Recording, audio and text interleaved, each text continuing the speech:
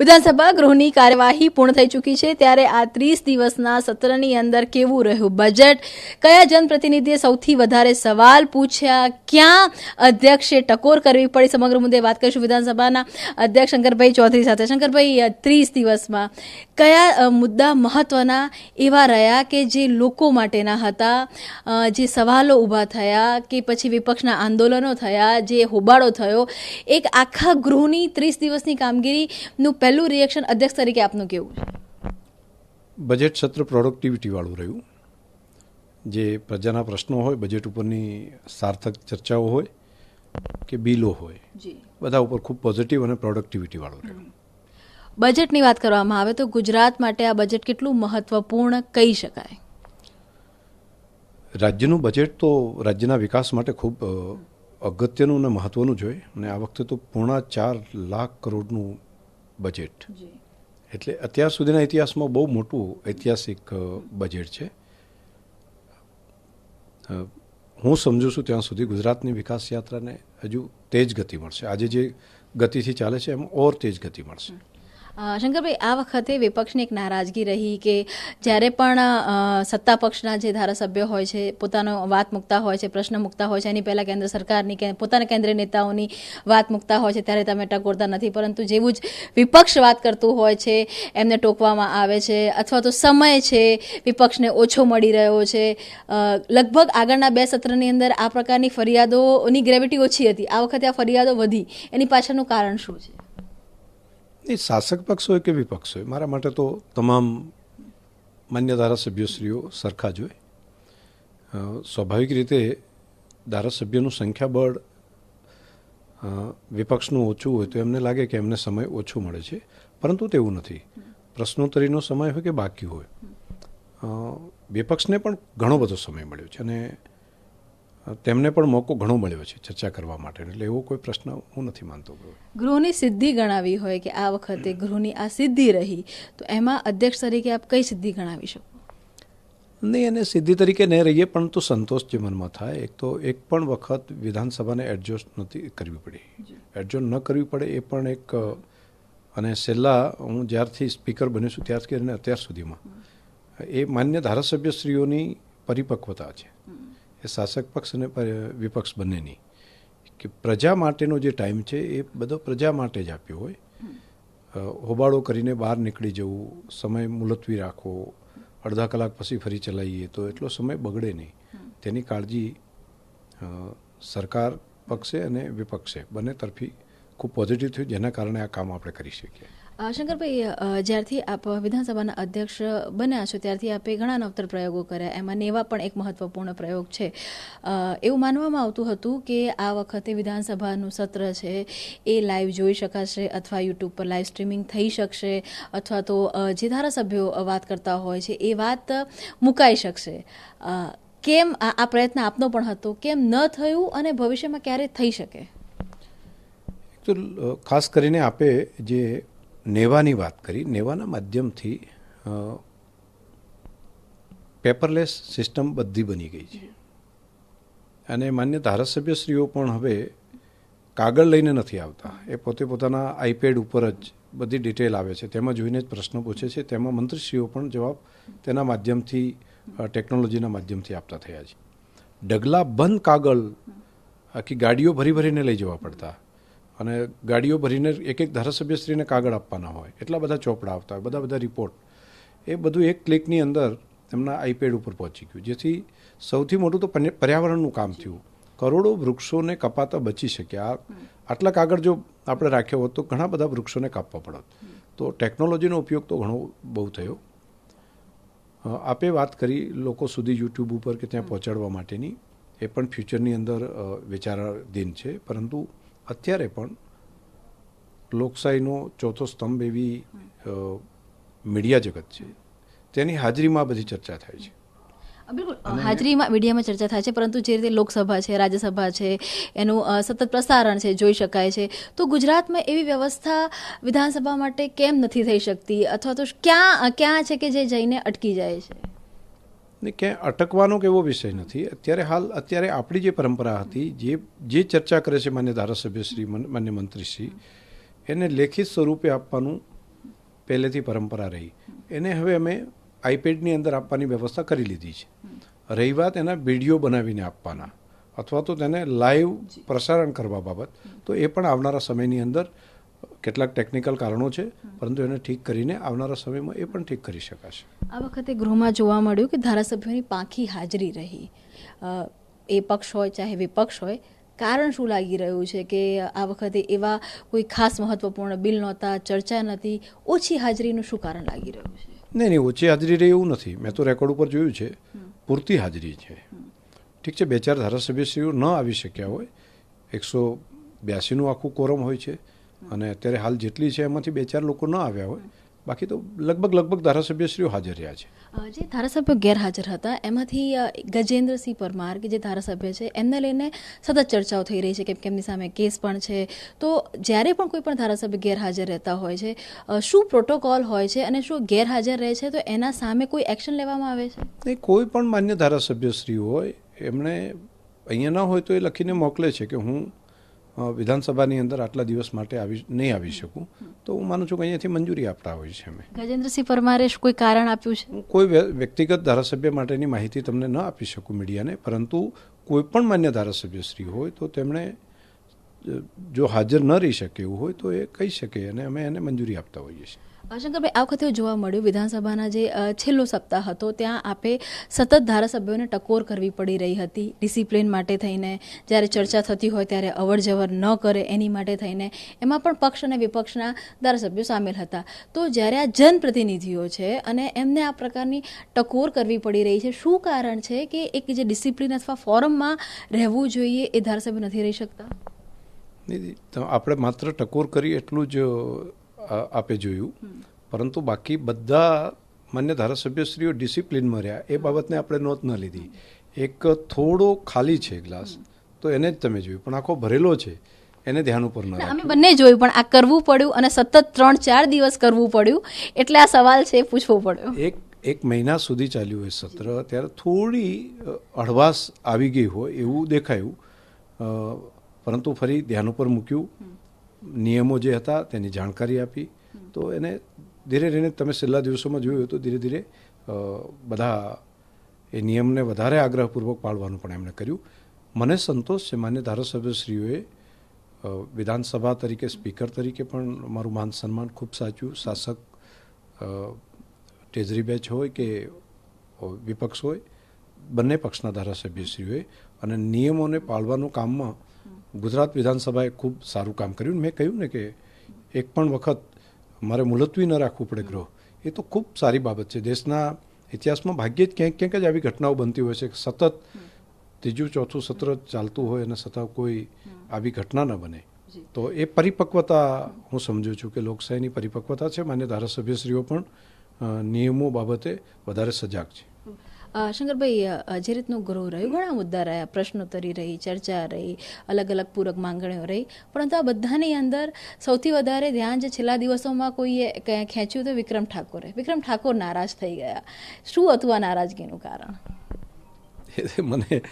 મને ખબર નહીં, પરંતુ જ્યાં સુધી વિધાનસભામાં આ વખતે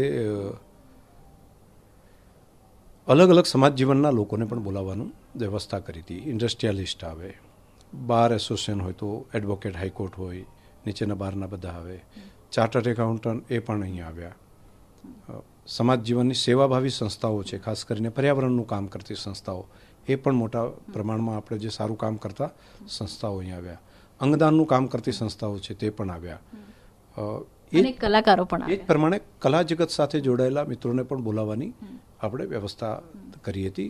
વિભાગોને કીધું હતું કે તમે જરા અલગ અલગ ડાયરાની સાથે જોડાયેલા કલાકારો આવે, ગ્રામ્ય કક્ષાએ ભવાઈ સાથે જોડાયેલા જે લોકો આવે, પિક્ચર સાથે જોડાયેલા, ફિલ્મ જગત સાથે જોડાયેલા હોય તો આવે.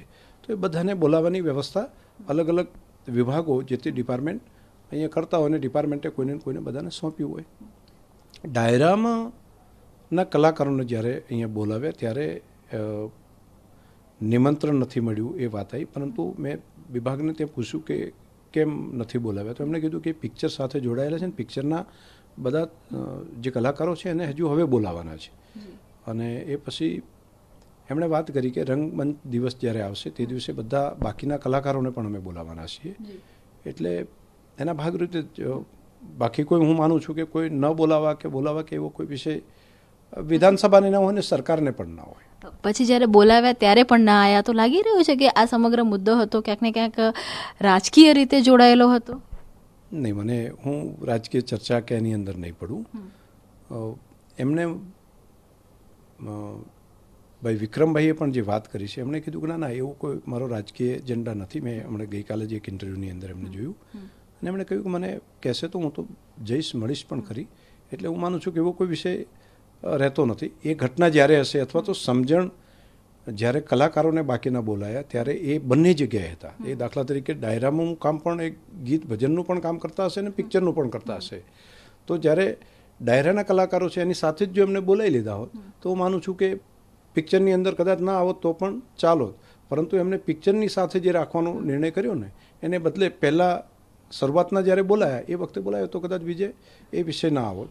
ગેરસમજના લીધે થયેલી નારાજગી. હું પણ એવું માનું છું કે એમના મનમાં એવું હશે કે એમને નહીં બોલાવ્યા અને કોઈ જેને કામ સોંપ્યું હોય અથવા તો જે ડિપાર્ટમેન્ટ કામ કરતું હોય તેમનાથી પિક્ચરની અંદર રાખવા કે ડાયરાની અંદર એમને પેલું રાખવું એ નક્કી નહીં કરી શકે હું માનું છું. અથવા તો કેમ નહીં કર્યું મને મારા ધ્યાનમાં તો નથી, પરંતુ કોઈ એવો અંગત સ્વાર્થ કે કોઈ એવો અંગત વિષય નહોતો બોલાવા કે ન બોલાવા. ના, શું કામ હોય, કોઈ માટે નહીં. તમામ ગુજરાતીઓ માટે વિધાનસભામાં તો બધા આવે એ મોકળાશ આપવાનું જ કામ કર્યું છે બેન. અહીંયા માત્ર વિદ્યાર્થીઓ આવતા, તેના સિવાય બાકી સમાજ જીવનના કલા જગત સાથે જોડાયેલા હોય, બિઝનેસ જગત સાથે જોડાયેલા હોય, મેડિકલ સાથે જોડાયેલા હોય, પર્યાવરણ સાથે જોડાયેલા હોય, કૃષિ સાથે જોડાયેલા હોય, એ બધાનું પહેલાં નહોતા હોતું. અહીંયા આ વખતે પ્રાકૃતિક ખેતી સાથે જોડાયેલા 250થી વધારે જે ખેડૂતો છે એમની પણ લાવીને માનનીય મુખ્યમંત્રીશ્રી અમે બધાએ વાતચીત કરી. તો આ એક શરૂઆત કરી છે કે હક અને ફરજ બંને બંધારણની અંદર આપેલા છે. તો અહીંયા આવે જોવે, આ લોકશાહીનું મંદિર છે, ત્યાં ચાલતી પ્રક્રિયા જોવે, એની અંદરથી લોકશાહી હજુ વધારે લોકભોગ્ય કઈ રીતે બની શકે, લોકશાહીના મૂળિયા આધારે વધુ મજબૂત કઈ રીતે થઈ શકે અને હક અને ફરજ જન જન સુધી કઈ રીતે પહોંચે. સરકાર એટલે માત્ર બેઠેલા ધારાસભ્યોની કે અધિકારીઓની નહીં, સરકાર એટલે પ્રજાની છે, પ્રજા માટે છે. તો એની જાણકારી થાય અને પ્રજાના પ્રતિનિધિઓ શું કામ કરી રહ્યા છે તેની જાણકારી પ્રત્યક્ષ આવીને જુએ. તો અને બધા માટે ખુલ્લું, હજારોની સંખ્યામાં હું માનું છું કે હું 5-10 હજાર નથી કહેતો, તેનાથી પણ વધારે લોકો, વિવિધ સંસ્થાઓ વિવિધ ફિલ્ડના લોકો અહીંયા આવ્યા. એમણે પ્રત્યક્ષ રીતે જોયું અને ખૂબ લોકો સંતોષ મેળવીને ગયા કે આ એક ખૂબ સારી શરૂઆત કરી છે. શંકરભાઈ, જો લોકોની વાત કરીએ તો આ 1 મહિનાના વિધાનસભાના સત્રમાં લોકોને શું મળ્યું, લોકો માટેના કયા મહત્વના મુદ્દાઓ ઉપર ચર્ચા થઈ, અથવા તો કહી શકાય કે લોક ભાગીદારની જ્યારે વાત કરી છે ત્યારે લોકો માટેના કયા મહત્વના પ્રશ્નો હતા કે જેનું નિવારણ થયું? રોજે રોજનું જે કંઈ કામ ચાલ્યું એ ગુજરાતીઓ માટે, ગુજરાતની પ્રજા માટેનું થયું. દાખલા તરીકે 4.5 લાખ કરોડનું બજેટ એ ગુજરાતીઓ માટે થયું. અહીંયા પ્રજાના પ્રશ્નો છે તેનો ઉકેલ કરવા માટે રોજે રોજના લગભગ ડબલ ડિજિટમાં પ્રશ્નોની ચર્ચા થઈ. લગભગ 5-7થી વધારે પ્રશ્નોની ચર્ચા નથી થતી હોતી. તો વિધાનસભાની અંદર ડબલ ડિજિટ, ઘણી વખત તો 12-14 સુધીના પ્રશ્નોની ચર્ચા થઈ અને એના ઉકેલ લાવવાની વ્યવસ્થા થઈ. તે પણ પ્રજા માટે. જે બિલ અહીંયા આવ્યા, કાયદાઓ આવ્યા, તો એ પણ પ્રજાના હિત માટેના આવ્યા. અને મને એ બાબતનો ખૂબ આમ સંતોષ પણ છે કે શાસક પક્ષ અને વિપક્ષ બંને ભેગા થઈને કેટલાક કાયદા તો સર્વાનુમતે બધા પાસ કર્યા. તો એ પ્રજાના હિત માટેના જે કાયદાઓ છે એટલા માટે બધાએ સાથે મળીને સર્વાનુમતે પાસ કર્યા.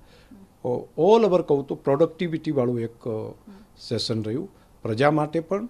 અને ખાસ કરીને હજુ વધારે ગતિશીલતા આવે, રાજ્ય વિધાનસભાએ સરકારને નાણાં ફાળવી અને નવા વર્ષના નાણાં ઝડપી વપરાય અને લોકોને વધારે જલ્દી ઉપયોગીતા થાય એ માટેનું કામ છે, અત્યારથી સોંપ્યું છે.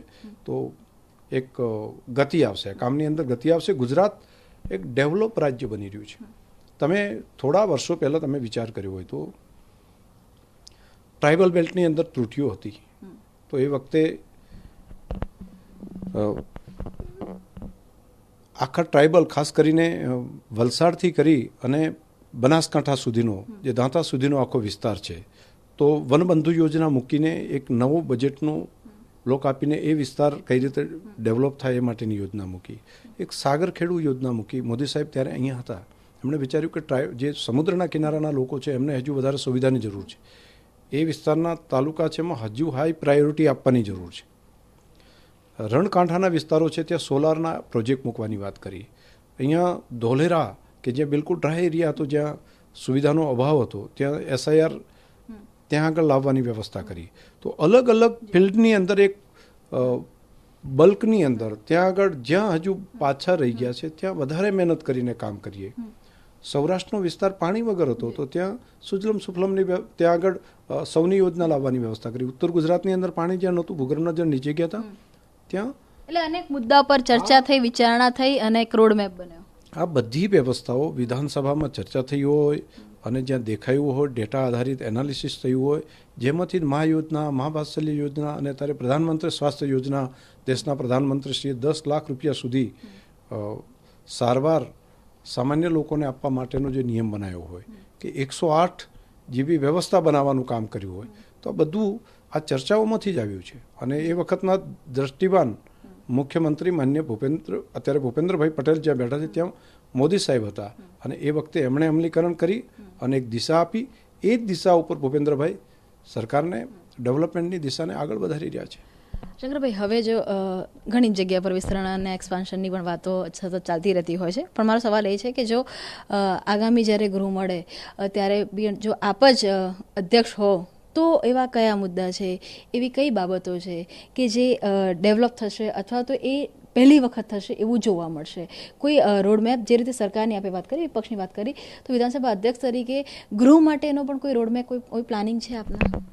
હા, ગૃહની અંદર એક તો પ્રજાને કઈ રીતે સીધી જોડવી અને બીજું લોકશાહીની આ પદ્ધતિ છે એ નીચે સુધી કઈ રીતે પહોંચાડવી. માની લો કે વિધાનસભામાં ડિબેટ, હેલ્ધી ડિબેટ થાય છે અને ચર્ચા ખુલ્લા મને કલાકો સુધી ચર્ચા કરે છે અને બધા પોતાના નિયમ પ્રમાણે ચર્ચા કરે છે. આવી જ ચર્ચા મહાનગરપાલિકામાં કઈ રીતે થઈ શકે, નગરપાલિકામાં કઈ રીતે થાય, ગ્રામ પંચાયત સુધી કઈ રીતે પહોંચે? તો સંવાદની સંસ્કૃતિ ડેવલપ કરવી. રાજનીતિ એટલે માત્ર વિવાદ નહીં, રાજનીતિ એટલે સંવાદ. સંવાદ કરે ને સંવાદ કરીને સહમતિનો ભાવ બનાવે. મત બધાના અલગ અલગ હોઈ શકે, પરંતુ છેલ્લે જે નિર્ણય થયો હોય એ બધાનો એક નિર્ણય હોય. અહીંયા બધા મતાંતર હોય, હું આમાં સંમત છું, આમાં નથી. પરંતુ લોકશાહીએ જ્યારે બહુમતીનો સિદ્ધાંત સ્વીકાર્યો છે ત્યારે છેલ્લે જ્યારે નિર્ણય કોઈ થાય તો એ નિર્ણયની અંદર બધા સંમત થઈને આગળ વધે અને બધાનું લક્ષ્ય, શાસક પક્ષનું ને વિપક્ષનું, પ્રજાનું કામ કરવાનું જ છે. તો વિવાદને બદલે સંવાદની સંસ્કૃતિ ડેવલપ કરવાનું કામ કરીએ અને એ શેક નીચે સુધી પહોંચાડવાનું કામ કરવું છે. આવનારા સમયમાં એ સહકારી સંસ્થાઓ હોય, સ્થાનિક સ્વરાજ્યની પંચાયત કે નગરપાલિકા હોય કે મહાનગરપાલિકા હોય, બધા સુધી પહોંચાડવાનું કામ એક કરવું છે. તો એને તાલીમની વ્યવસ્થા પણ કરીશું અને હજુ વધારે એમાં સક્રિયતાપૂર્વક કામ કરીશું તો વધારે સારું પરિણામ મળશે. બીજું, પ્રજાને સીધી જોડવા માટે ટેકનોલોજીનો ઉપયોગ કરવો છે. ભવિષ્યની અંદર બજેટ વખતે પણ ડેટા આપણી પાસે હોય, ધારાસભ્ય સાથે પ્રજા જોડાય અને ધારાસભ્ય એના મારા વિસ્તારમાં ક્યાં હેલ્થની જરૂર છે, ક્યાં આગળ પાણીની જરૂર છે, ક્યાં એજ્યુકેશનની જરૂર છે, તો એ એના કાર્યકર્તાઓ 1001 જેટલા કાર્યકર્તાને એક્સેસ આપે અને એ એક્સેસ ધારાસભ્ય વિધાનસભાને આપે. તો બજેટ બનતા પહેલાં એ ડેટા આવી જાય તો નાણાં વિભાગને આપીએ, રાજ્ય સરકારને ત્યાં સુધી પહોંચાડીએ તો એક ડેટા બેઝ બની જાય કે ક્યાં હજુ વધારે કામ કરવાની જરૂર છે, તો વધારે લોકભોગી બનાવી શકાય. ધન્યવાદ અમારી સાથે વાત કરવા માટે. તો આ હતા વિધાનસભાના અધ્યક્ષ શંકરભાઈ ચૌધરી કે જે ખૂબ સ્પષ્ટતાથી કહી રહ્યા છે કે આ વખતનું જે ગૃહ હતું, ગૃહની કામગીરી હતી એ સીધી જ લોકો માટેની હતી. એ બજેટની ચર્ચા હોય કે ચાહે પ્રશ્નોત્તરી હોય, અને બિલકુલ વિક્રમ ઠાકોરની જ્યાં સુધી વાત છે ત્યાં સુધી તેમની ગેરસમજ હશે, બાકી તેમને ન બોલાવવા તેવો કોઈ જ વિષય નહોતો. પરંતુ આગામી સમયની અંદર જે પ્રમાણે વિધાનસભામાં કામગીરી થાય છે તે જ પ્રકારની જે કામગીરી છે તે ચાહે કોર્પોરેશન હોય, મહાનગરપાલિકા હોય કે નગરપાલિકા હોય, ત્યાં થાય તે માટે પ્રજાને ખૂબ જ વધુમાં વધુ કનેક્ટ કરવા માટેનો જે પ્રયાસ છે તેની માટેની તાલીમ છે તે પણ આપવામાં આવશે. કેમેરામેન નમની સાથે કિંજલ મિશ્રા, TV9 ગાંધીનગર.